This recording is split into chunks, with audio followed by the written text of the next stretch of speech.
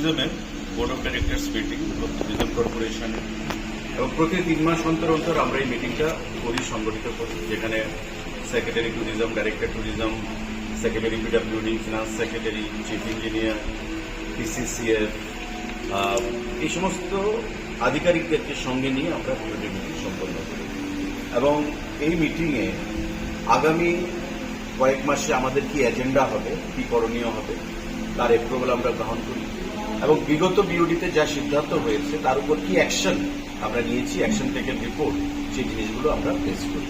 তো ঐক্যমতের ভিত্তিতে, সহমতের ভিত্তিতে আলোচনার মাধ্যমে আমাদের বিভিন্ন বিষয় এখানে অ্যাপ্রুভ হয়েছে এবং আমরা বারবার বলে আসছি যে ত্রিপুরা ট্যুরিজম আগামী বছর দুয়েকের মধ্যে একটা নতুন মাত্রায় নিয়ে যাওয়ার জন্য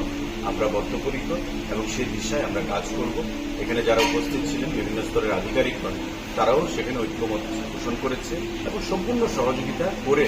প্রত্যেকটা ডিপার্টমেন্টের সেখানে সহযোগিতার দরকার। তাই প্রতিটি ডিপার্টমেন্ট থেকে আধিকারিকরা এখানে উপস্থিত ছিলেন এবং আগামী দিনে আমরা